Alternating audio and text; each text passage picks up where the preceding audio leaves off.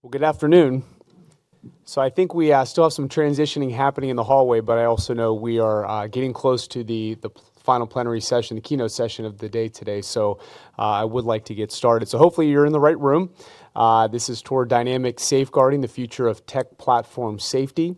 My name is Bob Shear. I am the Executive Director of the Allegheny Intermediate Unit here in Pittsburgh and a lifelong Pittsburgh resident. So just so glad to see the way our community has come forward, and this, being the second year of the summit is something very, very special to those of us that are here. So and what I'm here is to set the stage for a few things and then introduce our moderator for the next panel. So first, on my left and on my right, you see some QR codes. If you have any questions during the discussion, please feel free in real time to ask those. They'll go directly to Ross's iPad in the middle, so he'll be able to then share those with the other panel members at that time. Also, just want to make sure that we're not going to be able to delve deeply into the biographies. It may come up in some of the questions, but all that information is included in your materials for the summit, so please, we do encourage you to take a look at that. And if there are any questions, tech issues, I'll be sitting up here in the front, so please grab me and we'll see if we can help you out here before the end of the session. So without any further ado, I do just want to take a moment and introduce the moderator for today's session. In fact, I have the privilege of introducing him twice over the conference, so he's a busy man here, but this is Ross Furnett, and he is the founder and CEO of Moonshot, a company working to end online harms using evidence, ethics, and human rights. Thank you so much for being here. Ross, the floor is yours. Thank you so much. Thank you for everyone who is here in person, and thank you also to those of you that are dialing in from home. You have the pleasure to be witnesses to a virtual panel where we have 50% virtual and 50% in person. I really like to think of it, you know, those kind of early Star Wars movies where they had the holograms beamed in. We tried to get that for Eric and Dina today, but apparently it was going to blow the whole budget. I mean, I'm outraged. Not going to come back next year unless they do it. But if we imagine that Dina and Eric are sitting on this side, all co-equal panelists with a lot of very important things to say.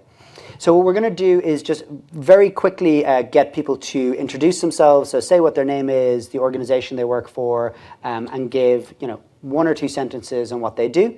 And then I've got a bunch of questions here that we developed before the panel, so we'll get into those. And I'm also always going to have one eye on this panel, on this iPad as well. So please do get involved yourself by submitting those questions. So Brian, I'll turn to you first to kind of tell these kind of people who you are. Sure. Hi, everybody. My name is Brian Fishman. I'm the co-founder of a software company called Cinder, which supports and amplifies the work done by other companies that are trying to conduct trust and safety operations on their platforms. Before that, I spent 5.5 years at Facebook leading the work against dangerous organizations, and my background is as an academic studying terrorism. Thank you so much, Brian. We're going to go to one of our virtual panelists now. So Dina, if you could introduce yourself. Hey, Ross, I will introduce myself, but I will also say that I am very disappointed I'm not a hologram. I was really excited about that. But I'm Dina Hussain. I am the global lead for expert partnerships and policy development at Meta. I also happen to come from a background in researching radicalization and understanding securitization of civilian space in the Middle East. Also, one of the people on the panel was the person that brought me into the current position that I'm in. So that's another piece of information to share there. Thanks, Ross. Thanks so much, Dina. Jared, over to you. My name is Jared Holt. I'm a senior research manager at the Institute for Strategic Dialogue. I oversee our hate and extremism portfolio in our growing U.S. team. So keep an eye out for that. We've got some good stuff coming. Thanks so much, Jared. And yes, my last job before my current one was also at ISD, so it's a very, very small group. And last but not least, Eric, could you introduce yourself? Yeah, I'm Eric Feinberg. I'm Vice President of Content Moderation at Coalition for a Safer Web. And as it says by our name, we're a small, nimble, but growing group. People like myself who are hands-on, and as it said, to make the web a safer place to be. Thank you so much, Eric. So when we were thinking about this panel and thinking about the kind of safeguarding that we need to do as a group, realized that there's a balance to be struck here between some kind of inside conversations and also explaining to community activists and those of you on the front line how some of this stuff works.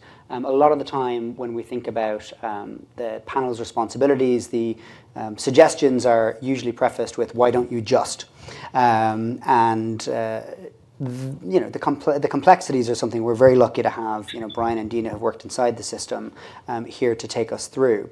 So I want us to start with unpacking some of those ideas and around regulation and around, in particular, how self-regulation interacts with government regulation. In the keynotes earlier on today, we heard about Holocaust denial being made illegal in some countries, and obviously in the United States, that's quite a long way away, I would imagine. But I thought actually that discussion of Holocaust denial really did highlight the tensions that can exist between obeying kind of national laws within global organizations. So, I mean, Brian, I want to start with you. I remember just as you left Meta, you had this wonderful kind of tweet chain explaining to people in really understandable language the kinds of challenges that these kinds of global organizations face when trying to balance self-regulation with government regulation. So I wonder if you could just kind of explain that to folks in easy to understand terms. Yeah, I think one of the pieces to understand about how companies, especially large companies, social media companies, approach the internet is that they want to have a single set of rules as much as possible that applies globally as much as possible. That idea is hard enough on its own because the environment in one place differs from the environment in another, both socially, politically, etc. Language becomes a really important factor, and enforcing rules consistently across all of those spaces is hard. It becomes even harder when there are different regulatory environments. We see that in lots of different places around the world where there is a question when new obligations being placed on companies, many of which, frankly, I think are a good idea, but they don't necessarily accord with standards in other jurisdictions. And this is playing out globally, where, especially I think Europe is probably the furthest ahead in terms of the development of social media regulation. But there are real challenges in a place like Europe. When you include countries like Hungary, that the European Parliament just said is not a democracy, but a country like Hungary has the same authority as other democracies in Europe to provide orders to social media companies to remove things under the terrorism content online regulation that was passed last year. So there are real challenges in that kind of environment. Now, the other thing that just to put on the table about regulation, especially here in the United States, is that there's a lot of talk in Washington, D.C. about regulation. I'm kind of skeptical that D.C. will actually do a lot, which maybe people disagree with. But where a lot of things are happening is at the state level. And some of those regulations are really run contrary to what I think many in this room would sort of expect. The recent Texas social media law, which prohibits companies from removing accounts and actors that are for any real purpose, except in extraordinarily sort of narrow circumstances. And that law has been upheld by, I think it was a district court, Cynthia would know. These are really interesting and sort of cross-cutting dynamics when you think about regulation. That there's a lot of pushes in much of the world and in many states and at the congressional level to put more restrictions and obligations on companies to remove content that is deemed dangerous. At the same time, there is regulation and legal process, not just in the United States, but other countries around the world, that restrict and limit the ability of companies to take down this kind of content. And so I think that there is sort of a tremendous amount of ambiguity in this space that is worthy, frankly, of more investigation. And I think, one of the things that I will suggest to Laura coming out of this is that it would be worthwhile for the conference to really delve into regulation, both globally but also state by state in the United States moving forward, because there are real sort of dangerous elements, I think, operating at a legislative level that will limit not just the potential impact of positive regulation, requiring social media companies to be more forward-leaning, but also preventing, potentially in some cases, social media companies from taking the voluntary actions that they have taken over time. And I can get into more specifics, but I think that is worth more investigation among this group. That makes a lot of sense. I mean, Eric, I want to bring you in on this. Yes. Something that you've advocated a lot is talked a lot about standardization and the needs for that. From the Coalition for a Safer Web's perspective, does that standardization come from kind of voluntary self-regulation between these companies, or does it have to be underpinned by legislation, whether it's local or national? What's the perspective of your organization? I think it's a combination of everything, and I think there needs to be, I think, a better interaction, and I think more transparency, between government and the tech companies and other, I would say, players within this realm, which I would include advertisers. Okay, a lot of this is funded by the advertising community, and I think there's got to be just a better form of communication and more openness to it. And yes, I feel in some regards there's not enough sharing of data between the platforms as far as what goes on here when it comes to extremists and hate groups. I mean, I've been, over the last few months, I think we brought this up in our pre-session, I've been doing a lot of monitoring and flagging of what's happening on Truth Social. And then I go into the other mainstream platforms and seeing what I'm seeing on Truth Social when it comes to QAnon and all sorts of craziness with Proud Boys and, Oath Keepers and things like that. And I see it on, Twitter, Instagram, Facebook, YouTube. So, we have to look at this and look at the whole landscape when it comes to these social media platforms, not only the mainstream, but these sub social media platforms such as Truth, Telegram, Getter, et cetera, and Gab, and how it matriculates and then is transported onto the main social media platforms. And that's where we're calling for a Social Media Standards Board, is because you see it, you review it in one platform and see if the same posts or similar posts are taking place on these platforms. Open transparency. That makes a lot of sense. And I mean, I think bringing up the platforms like Gab in particular maybe highlights the need for some, if this is going to happen, there does seem to be some sort of regulatory framework, because there are a bunch of companies that have different perspectives on this, but generally want to help. And then there are some who don't. And whose raison d'etre is to facilitate the kind of conversation that we've been talking about. We talked a lot about Holocaust denial earlier today, and there are many platforms that would just be absolutely fine with that. So it's a really interesting point, Eric, and maybe we can dig more into that in a little while. But what you were saying reminded me of a little bit of what Jared was talking about as well in the pre-call. Again, about this need for standardization. It was something that was common between yourself and Eric. And I'd be curious, is there a different perspective that ISD have on this, or would you share Eric's point of view that it's a hybrid between self-regulation and government regulation? I think it's kind of a hybrid. Self-regulation is like a great idea, but tech companies like the major ones, the Metas of the world, the YouTubes of the world, et cetera, have been around for a long time. But it's like Groundhog Day. These problems keep coming up over and over and over again. And if companies are not going to be forthright with their data, if they are not going to, demonstrate what people judge to be adequate user privacy concerns, then regulation may be necessary. And to have that standardized in a way, we can look to Europe for some models of, starting points for doing something like that in the U.S. As long as transparency and user privacy are at the forefront there, I think that's generally a positive direction. Transparency, I think, standardizing that could be particularly important. Having, a floor of the amount of data that's provided to the research community and whatnot. Because as things sit, when a company like Meta or YouTube or whatever it may be comes out and says, look, we've done XYZ on this platform, here are our numbers. We don't have access to the denominator of those numbers. We are faced with this decision of whether or not we're going to take these companies at their word. And history has shown these companies are not always reliable narrators of their own history. So I think some standardization there could go a long way, both in building public trust around these platforms and also just helping the research community understand fully what's going on there. Yeah, that makes a lot of sense, and it reminds me of conversations we've had with Dina as well. Because when I think about those transparency reports, and we've taken down X thousand posts, a lot of us in this room and in this kind of, I guess, community of practitioners would think good.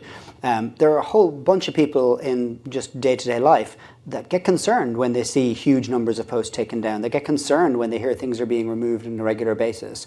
And this is another part of this coin. I'm glad you brought up Hungary, but there are myriad other examples. I mean, Dina, in your role, how do you think about balancing the role of free speech on your platform, on the platform that you work for, not your personal platform, especially in a globalized context? 'Cause I'm really aware that this is a global summit, and we do need to address the global south and also address how these platforms operate in authoritarian states. So, yeah, how do you approach that, Dina? Yeah, thanks, Ross. Way to give me the easy questions up top. So it's a challenge, and I think Brian touched on it at the beginning of the conversation that we had, which is when we say we apply these policies globally, we also apply the same access in most cases globally as well. There are certain exceptional circumstances where we say, hey, because of the circumstances on the ground, you won't be able to engage with the content in the way you would like. So for example, a really good example here is looking at the kinds of disclosures that we have in our Transparency Center. You'll notice all of the different numbers, in most cases broken down regionally. They're broken down by the subcategory of harm. So we've got the hate group, or the organizations and being removed and the content being removed. But we also have additional transparency. We have transparency around the requests that we get from governments. Because to the point that you're making, we have very clear and transparent policies that are in the community standards, and governments, just as much as users, are able to see the types of content we remove and the types of content, most importantly, we don't remove. And when we do have situations where, beyond the request that we're getting to remove content based off of our terms of service, and we get a request to remove it based off of local jurisdiction, there's another layer of discernment that needs to go into that. And one of the things that Brian did mention, and I think it was interesting to hear Jared echo, is the legislations that we're seeing being pulled together are not just legislations that apply in that jurisdiction. In most cases, tech companies don't have the ability to discern between where a user is, where they're sending their comment, who the recipient is. So let's say I sent a very abusive comment to Brian, which I often do, but not all of you see it. But Brian's based in California, I'm based in London, and let's say the content sort of is posted on a comment that was on a post that was posted by somebody in France. What's the jurisdiction there? So that's question number one. How do you define that? The second portion of it is, well, if I allow one government to make a request to remove a piece of content or to reinstate a piece of content that we deem to be violating of our terms of service, which is also an interesting portion of this, do I selectively apply this ability to certain countries who we deem to be democratic? And also, as somebody who spent a lot of time and grew up in the Middle East, it's a challenge to watch people try and define what a democracy is. And then even to take that even further, to look at the jurisdictions themselves and to look at the legislation there. When a legislation comes out in one country, other countries are watching. Other countries are taking note of the parameters that are the borders and the parameters of these legislations and where the borders are being pushed. So when, let's say, a European country launches this, it doesn't block other countries, let's say in the Middle East or in Asia Pacific, from applying similar jurisdictional requests. And do we want these tech companies or our tech companies to be making a assessment of which government is deemed democratic enough to comply with? And then again, to make the point around being able to apply this regionally, the more that we start to apply protections. So thus far, we've tried to apply all of these protections globally. So any protection that somebody gets applied globally. But if you are then being asked to apply certain limitations in a specific region, that might be very feasible for me as Meta with all of the resources we have. That's not feasible for smaller platforms to create a bespoke platform for each region of the globe. So these are all challenges that we balance. And then to add to that, Ross, the point that you're making, not only is there the resource restriction, there's the human rights restriction, and then there's the question of, are we the entities that should be making the decision around what is a democratic country and what is not? So it gets really complicated the more you pull at the string. Yeah, I guess I'm going to come back to you again, Dina, on this, and then go to some of the other panelists, because you mentioned, are we the entities to decide which are democratic? But even are tech companies the entities to decide what is or isn't a prescribed organization? And there are many issues I have with tech companies, but I have occasionally seen instances where policymakers whose job it is to prescribe organizations get headlines by throwing shade at tech companies when it is completely within their power to prescribe neo-Nazi, far-right, REMV organizations if they wanted to. And if those organizations were prescribed terrorist organizations, well then there's a whole bunch of policies that would kick in. And I feel like in some ways the tech companies have actually outrun policymakers in some of this, and there are organizations that are effectively prescribed for certain platforms that are not prescribed organizations in the wider remit. And there's a whole bunch of racial justice issues and questions about which organizations do and don't get prescribed and how easy it is to prescribe Salafi jihadists compared to REMV organizations. But I just wondered if you could comment on that briefly, Dina, and then I'll bring some of the other panelists in on that as well. Sure, I'd be happy to, Ross. So around designations, I think there are three really important points to get to. The first is that Chris Mesrall and Dan Byman actually wrote an excellent article for the Global Internet Forum to Counter Terrorism, if you're ever able to take a look, that look at the different ways in which organizations designate. And they did a comparison of, I believe, all of the Five Eyes lists to see which entities were on all of the lists. And not surprisingly, it's mostly selfish jihadist organizations. So one aspect of this is a lot of lists, not all lists that prescribe dangerous organizations or terrorist organizations, are not necessarily representative of the threat that organization faces. There is a lot of political dynamics involved. So understanding the political dynamics involved in these lists is really important for us as a tech platform. The second portion of this is when you are looking at these prescription lists, the point that you made is really important. Lists are not created equal. Some lists are meant to criminalize these organizations. Some lists are meant to just apply financial restrictions to them. Some lists are created to just warn that you're not allowed to be a member of these organizations. But if you are, well, tough luck, we can't do very much about it. So looking at these lists also, the impact of being designated is important. And then finally, truly the really important portion of this to us as a tech company is we can move very quickly in designating organizations.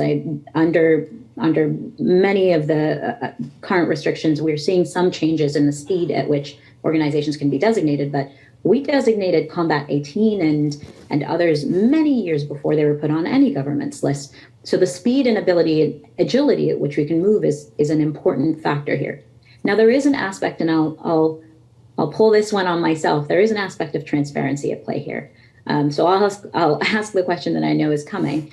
It's an important thing for all of these organizations to be transparently listed, and people need to know the kind of organizations on our list. But there's also a question of how quickly the space is moving. And in certain situations, companies need to make decisions very quickly about organizations that are developing. And for the sake of security, and also for legal reasons that both Brian and I and Eric and others can discuss, it might not be smart or feasible to discuss that or share that immediately in that moment in time. But that's just a few points and maybe shooting myself in the foot a bit. No, thanks so much, Dina. Brian, thinking about this from Cinder's point of view and how you're helping these tech companies to solve these problems, I'd be interested in your perspective on that. The free speech question and then how that intersects with prescription and regulation as well.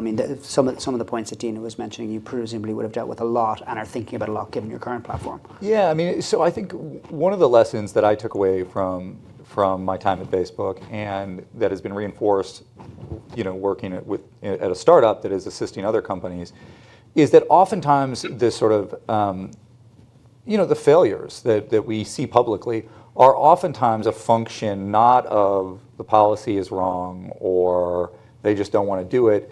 It's that the infrastructure that is used to actually implement these kinds of things isn't good enough.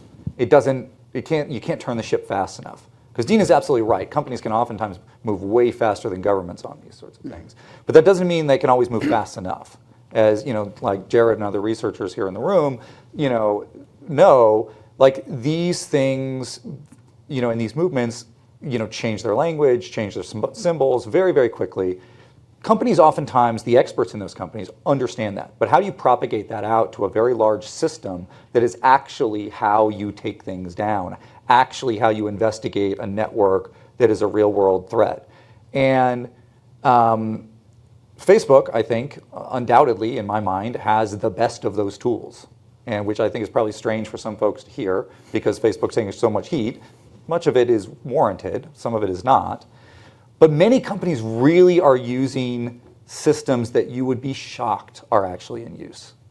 And so what Cinder is doing is we are building a comprehensive platform that allows for companies to very quickly adapt what they're doing, systematically go through it, and may do more complex investigations without a bunch of engineers, and really serve as sort of the foundational tool set for tech companies that you might think already have this, but many of them do not already have this. They're using Salesforce and they're using Google Sheets to moderate content. And so I think that there is, when you've been in sort of the inside of these things, it's not always these big high-minded questions that we are really hard and we do wrestle with them, and it's free speech and where's that line, and those are really, really important questions, and I've argued them ad nauseum many times. But I'm also aware that oftentimes what leads to the failures is the banal, is there a button to push to get this done, right? Like how can I actually just go out and do it? And our mission is really to try to make sure that those tools are in place for a wider set of companies that are out there. And so I think that sometimes that stuff gets lost, is we forget. We all have all worked in organizations. We know how they work. They don't always work very well. And there has been sort of the cult of Silicon Valley that Silicon Valley helped create, of like, we're all these brilliant engineers and we can make magic happen. They are brilliant engineers. They can't make magic happen. And they're human beings. They run organizations, same as everybody else. And and oftentimes the parts of these organizations that are dealing with these most severe harms, those aren't the pieces that get all the resources up front. And that's where the rubber hits the road. Is like, if you've got to pivot to make sure you've got revenue to keep the lights on, and that's not the issue with Facebook and Google, right? They've got dollars coming in the door. But lots of companies where lots of bad things happen and are much closer to those lines, they don't have the same kind of resources that I think people think about with Silicon Valley. It's a lot harder to say, we're going to spend some very valuable, very expensive engineers building a system to keep some bad things happening, when frankly we're probably not going to get caught for that bad stuff because the attention is going to be on Facebook and Google. And that's kind of the trade-off that some of these companies face. And we want to make that easier for them, right? We want to give them cheaper, better ways to be better more easily. And I think it's not the whole solution by any stretch of the imagination. There is no one magic solution here. If you don't listen to anything else I say, it would be that there's going to be lots of different pieces. But we think that it's going to be part of the solution, and it's going well so far. I guess, one of the questions that often comes up is whether or not there is a right to run a social network. Because so often you hear kind of, well, that would mean we'd have to shut down. Well, if you're producing drugs, if you're building cars that didn't pass safety standards, and if your answer to regulators or others was, oh my God, if I had to meet these safety regulations, I wouldn't be viable. Well, people would say, well, then you're not viable. So I don't want to take us down that path, but it's a question that sometimes comes up. I realize I'm doing the chair's prerogative of just dropping something in and then moving the conversation on. But I want us to think more about solutions. And I know that Eric and Jared, and there's a bunch of questions here. I'm seeing them come in, so we're going to get to those as well. Both Eric and Jared have some really interesting thoughts on ideas, and I'd like to explore them a little bit. Eric, To you first, I know that that your organization, you advocate the creation of a center which could actually help the coordination of some of this. So I'd love to hear a little bit more about the solutions that you propose to these really knotty problems that have been outlined for the first half hour. One of the things I heard from everybody, and I think I talked about this, and I want to keep talking about this, is also product design. I think you brought this up in what we do, and to see, what I've seen in looking at this across the platforms is the manipulation of product design. And again, coming back to what I call the Social Media Standards Board to look at this, I've noticed a tremendous amount of nefarious activity being uploaded to Facebook, Instagram, and YouTube of TikTok videos from nefarious enterprises that are created on TikTok and then uploaded to those 3 platforms. And that's what I'm kind of getting at from a standpoint of product design.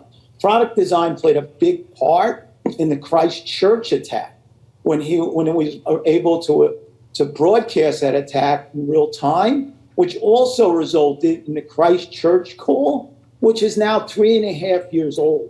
And I think one of the things we need to look at when we go across the world and look at this, I think we need to address the issue from a standpoint of what the products that have been designed by these companies and how nefarious actors use them, and then the unfortunate results of how they're being used. And this is how it can be addressed across countries across the world.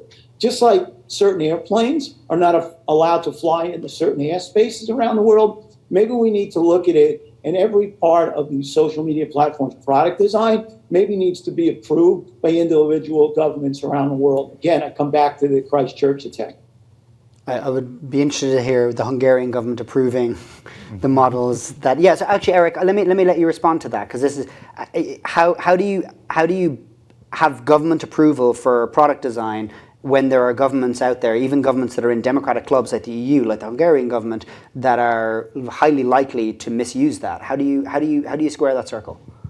Well, I think like anything, just like a drug comes to market, I think we need better product testing, and I think there needs to be maybe some government agencies that look at these things and kind of think how it can be used, by nefarious means. I mean, I've noticed something very unique now in my study of ISIS's use of Facebook, and it seems to be now that as they're using more and more of the Facebook Reel, which is Facebook's version of TikTok, and it's actually very hard to somewhat monitor it, because how fast can you capture a video clip of an ISIS symbol or an ISIS leader or something like that that's within the reel.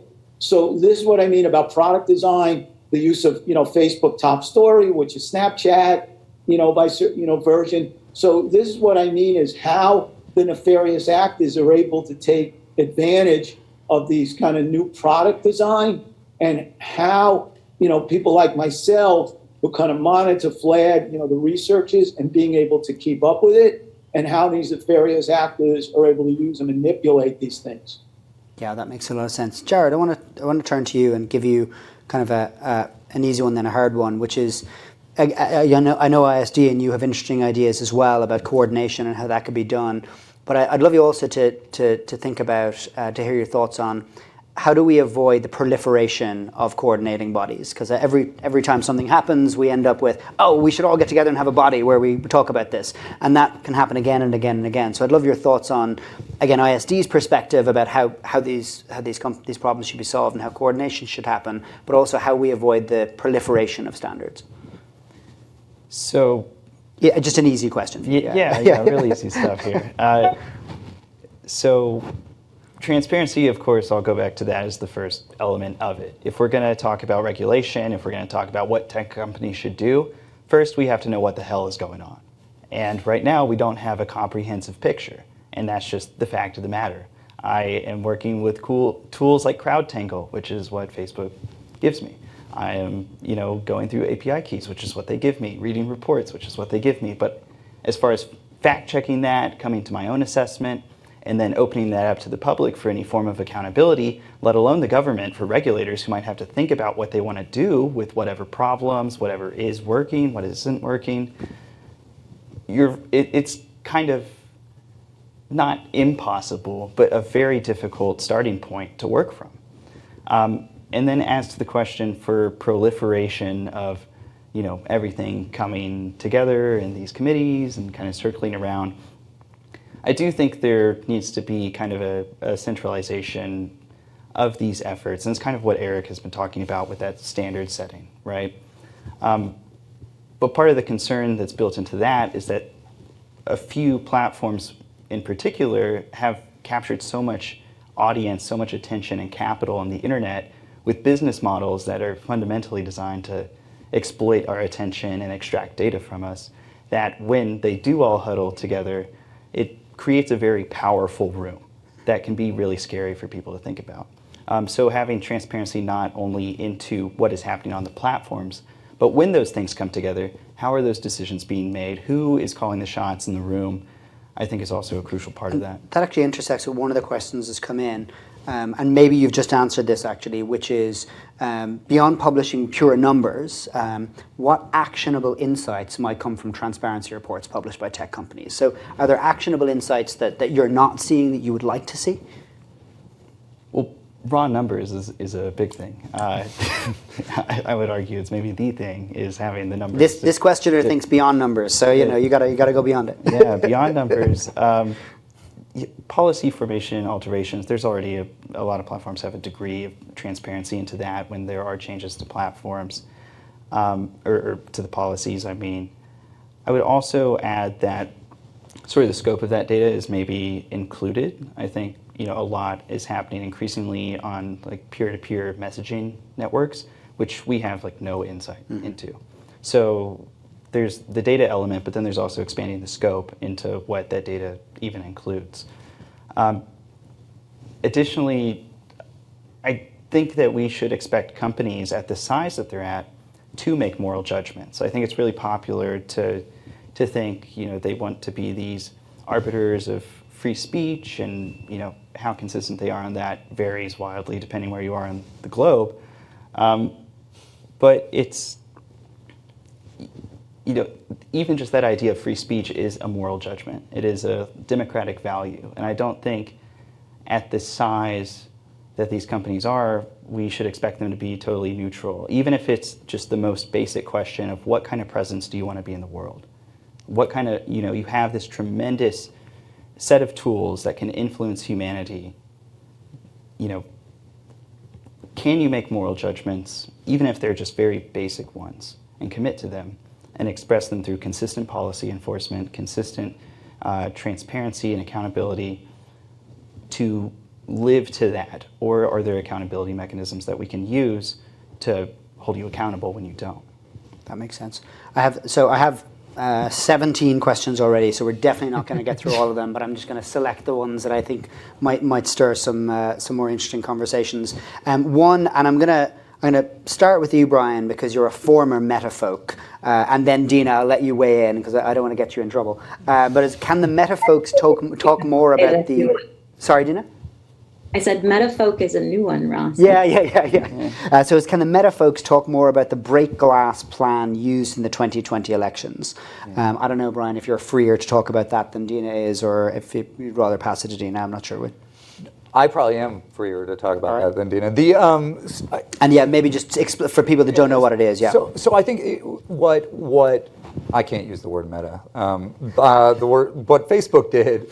Ahead of the 2020 election was implemented a series of measures that they called break glass, right? This was things to do when there is like extraordinary risk and danger in the world, right? And that included things like using artificial intelligence and other kinds of classifiers to identify content that might pose a high risk, right? And then even if you didn't know for sure, to downrank it, to keep it out of newsfeed, to do, to make sure that like it would not be promoted as much, right? It was trying to address some of these kinds of criticisms that Jared was mentioning at really acute kinds of moments, right?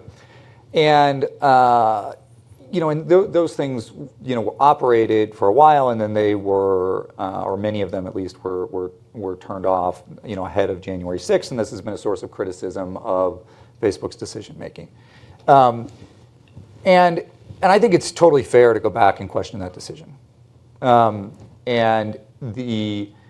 what I think has to be part of that conversation, and part of the conversation with any kind of intervention like that the social media companies do, is that they are not precise. They use essentially data science and statistics to suggest that something might be bad, but we don't have the capacity to know for sure. And so we're going to minimize the risk associated with it. But when you do that, you're also going to take, inevitably, and there's no way to get around this trade-off, you're also going to take some stuff that isn't bad, that is totally fine, and downrank and impact that stuff in the same way. When you use a classifier, there is a trade-off like that. And I think this is a really tricky thing. And there are no ethical guidelines for the companies as they do this. None out there, right?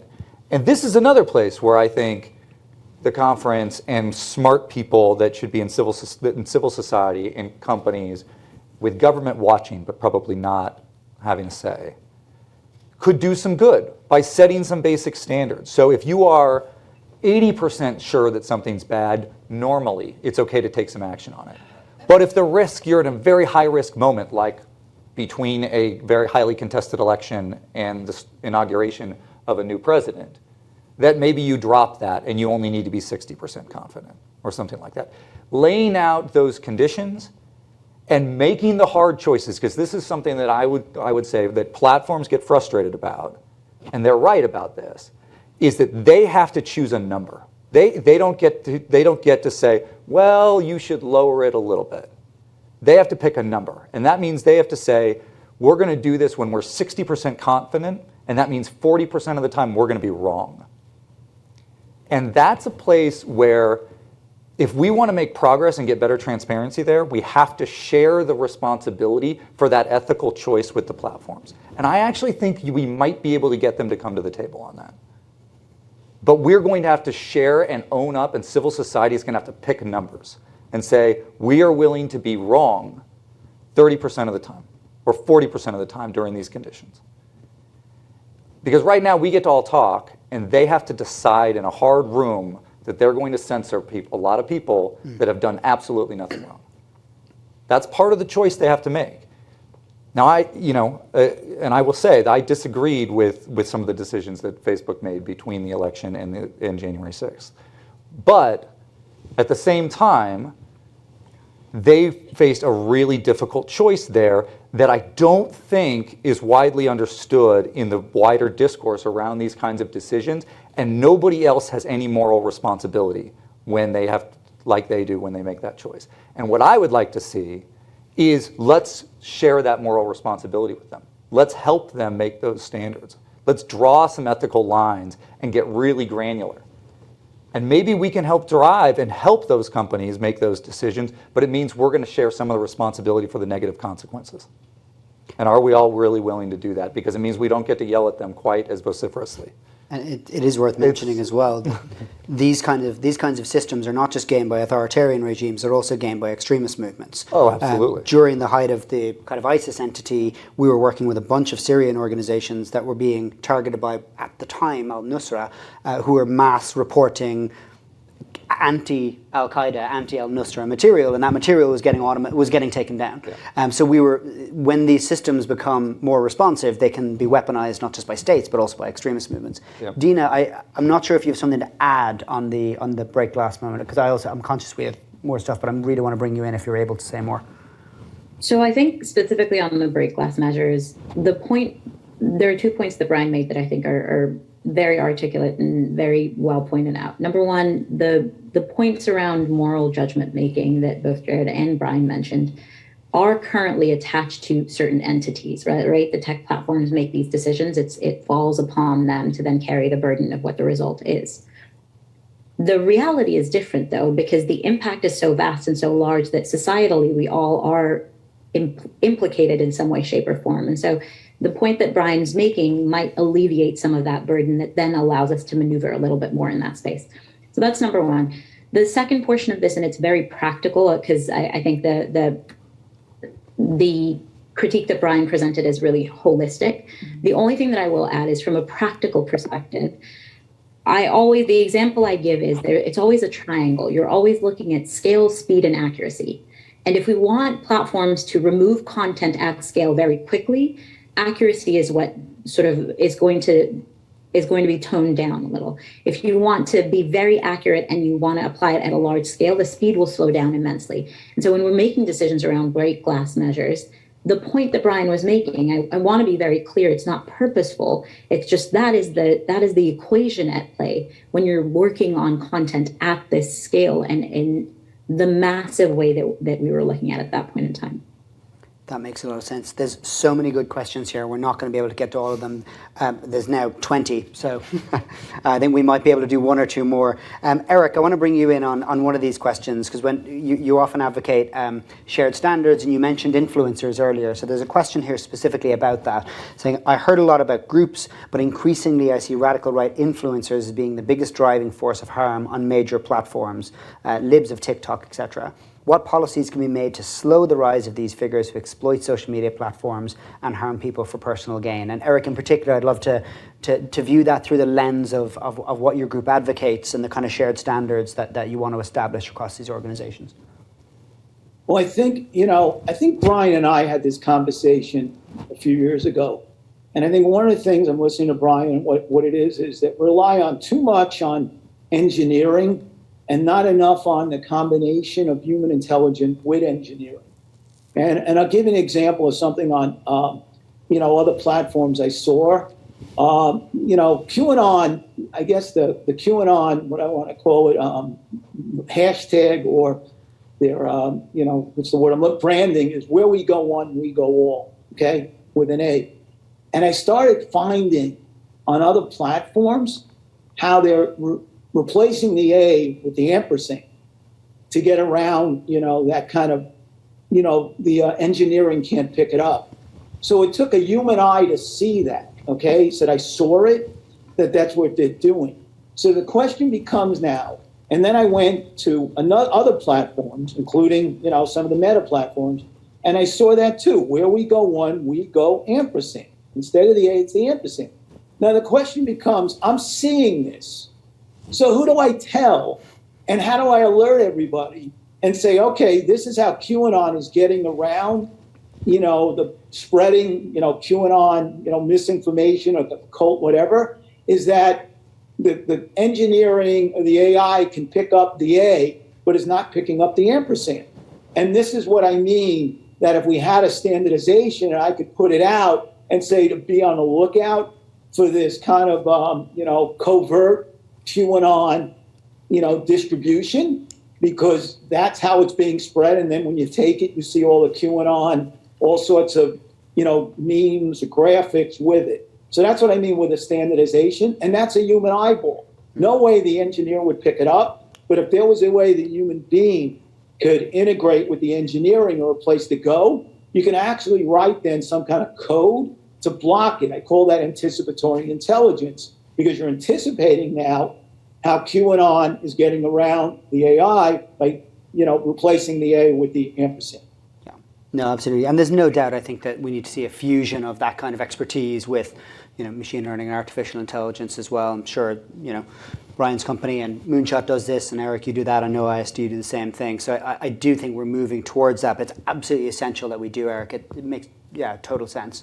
We have 4.5 minutes left, and I want to just briefly touch on something that goes beyond takedowns, because something that we often talk about at Moonshot is, if you remove an account, there's still a person at the other side of that. There's still a human being that's there that potentially could be at risk. And the platform have de-risked themselves. They're not going to get fined anymore, but society hasn't solved any of those problems.